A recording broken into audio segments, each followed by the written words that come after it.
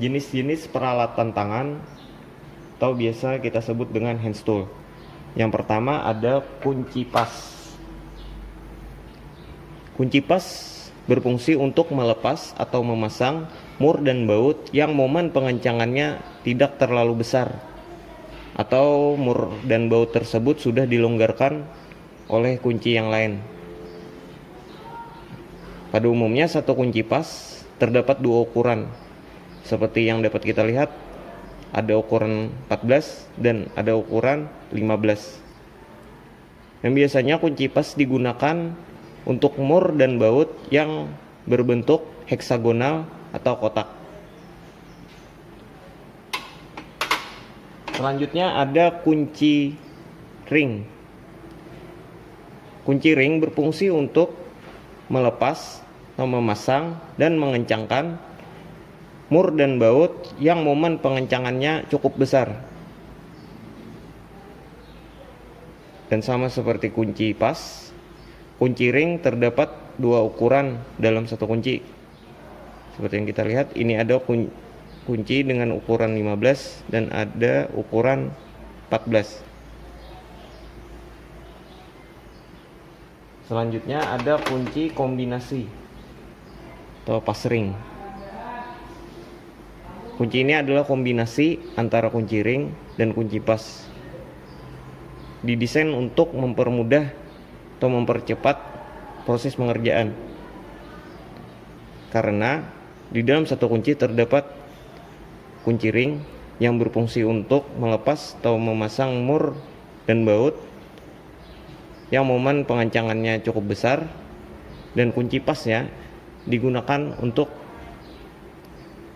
melepas atau memasang mur dan baut yang sudah dilonggarkan oleh kunci ringnya.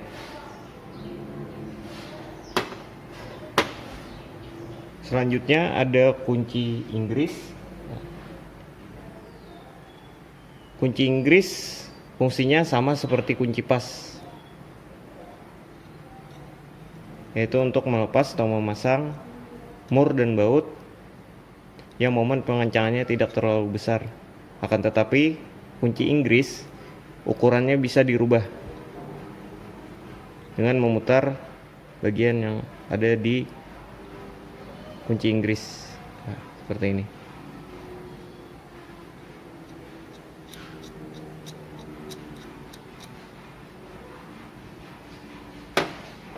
Selanjutnya ada kunci sok.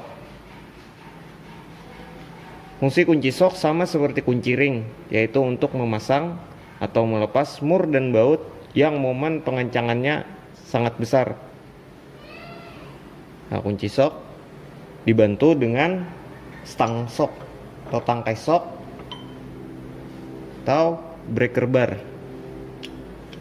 Dengan cara menyambung di bagian tangkai sok atau breaker bar.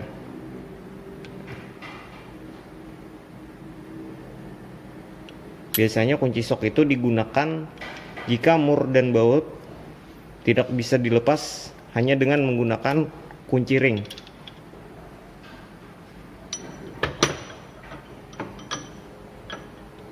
Kunci sok dengan bentuk seperti ini, bagian dalamnya, ini biasanya disebut dengan kunci sok heksagonal.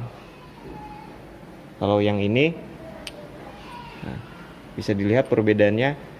Kalau yang ini biasanya disebut dengan kunci sok double heksagonal.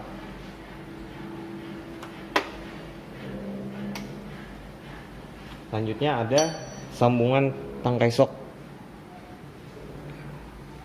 Ini juga sama dengan ukuran yang lebih panjang. Ini sambungan tangkai sok. Fungsinya adalah untuk menjangkau mur dan baut yang tidak bisa dijangkau hanya dengan menggunakan tangkai sok biasa atau breaker bar yang biasa. Jadi disambung pada tangkai sok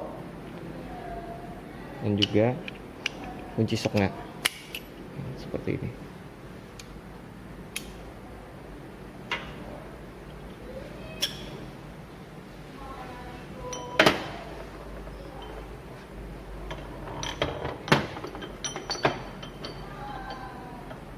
Kemudian ada yang namanya ratchet. Ratchet ini berfungsi untuk mempercepat melepas mur atau baut yang sudah dilonggarkan dengan menggunakan kunci sok. Jadi kunci sok dipasang ke bagian ratchet.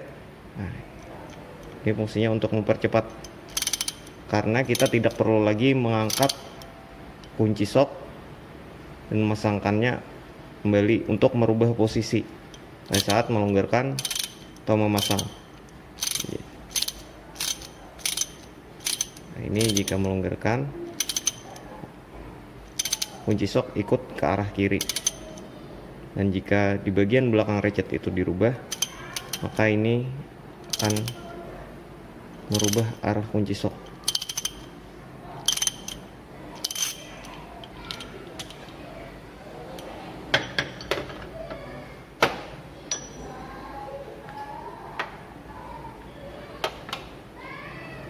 Selanjutnya ada sliding T-bar. Nah, ini dengan ukuran yang kecil, ada juga ukuran yang besar untuk kunci sok. Kenapa jadi dinamakan sliding T-bar?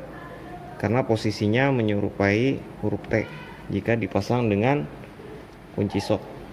Nah, dan juga bisa digeser. Nah, makanya disebut dengan sliding T-bar.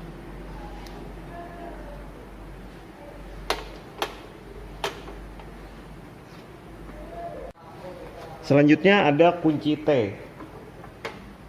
Kenapa disebut kunci T? Karena bentuknya menyerupai huruf T. Di bagian ujungnya berbentuk seperti kunci sok. Karena tangkainya panjang, fungsi dari kunci T adalah untuk melepas atau memasang mur dan baut yang momen pengencangannya tidak terlalu besar, dan juga mur dan baut tersebut tidak bisa dijangkau dengan kunci yang lain.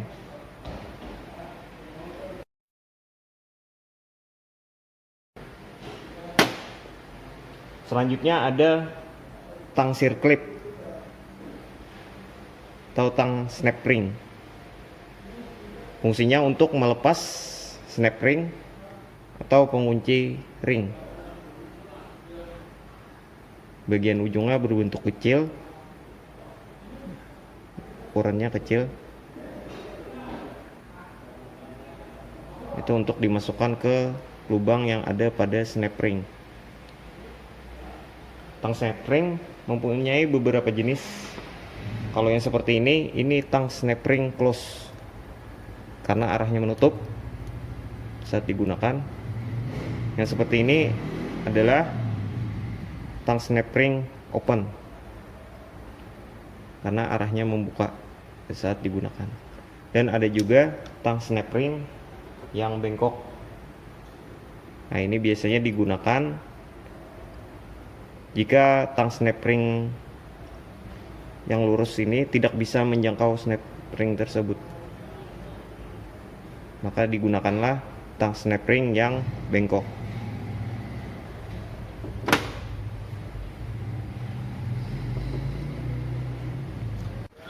Selanjutnya ada tang buaya. Tang buaya berfungsi untuk menjepit benda yang tidak mempunyai sudut penahan seperti kepala baut.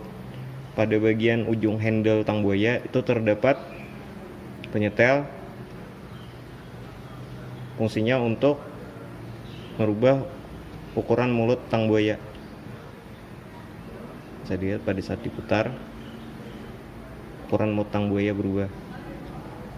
Dan pada bagian ujung handle yang satunya itu terdapat pengunci agar tang buaya tidak terbuka pada saat digunakan.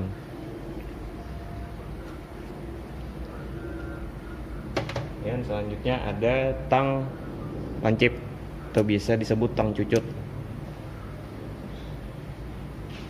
Pada bagian ujungnya ini berbentuk lancip dan ada gerigi di bagian dalam. Tang ini berfungsi untuk menjepit benda kecil yang berada pada tempat yang sempit.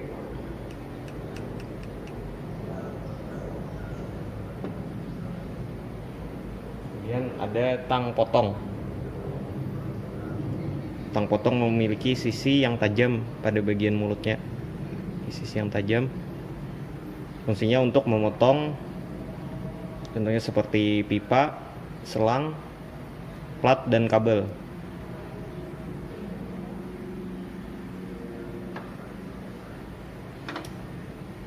Kemudian ada tang sambungan slip. Tang ini bisa digunakan untuk menjepit benda yang kecil ataupun benda yang lebih besar, karena pada bagian sambungan tang itu terdapat pin yang bisa dirubah posisinya.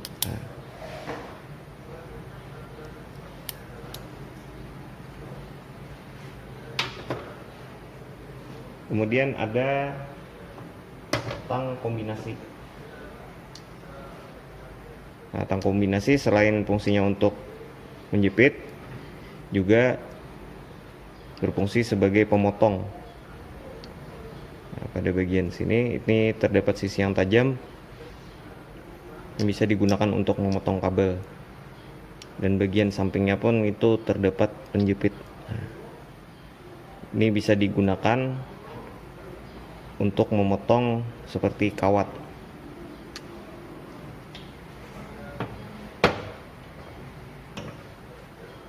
Kemudian ada kunci Allen. Kunci Allen atau kunci L bisa disebutnya. Kunci L memiliki ukuran yang sama dengan kunci yang lain, ada yang memakai satuan milimeter dan ada juga yang menggunakan satuan inci. Kunci Allen itu memiliki siku, sudut siku, dan berbentuk heksagonal, dan ada juga yang berbentuk bintang. Bentuk bintang.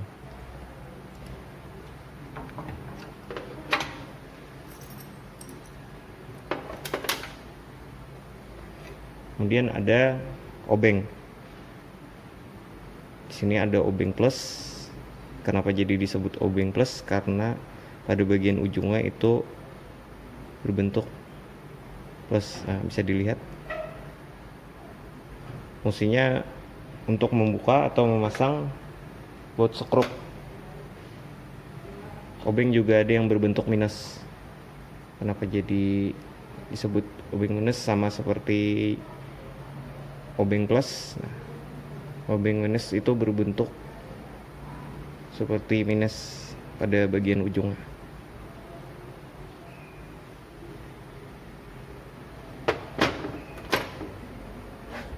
Oke. Selanjutnya ada obeng ketok. Nah, obeng ketok berbentuk sama dengan obeng yang lainnya, hanya saja yang membedakan adalah pada bagian ujungnya itu bisa diganti, dan gagangnya itu terbuat dari besi sehingga dapat diketok biasanya menggunakan palu yang terbuat dari bahan tembaga. Pada bagian dalam obeng ketok itu terdapat pegas untuk memutar bagian ujung obeng ketok. Nah, pada posisi ini itu putarannya akan mengarah ke kanan, dan pada posisi seperti ini itu putarnya akan mengarah ke kiri. Bagian ujungnya bisa diganti menggunakan mata obeng ataupun kunci sok.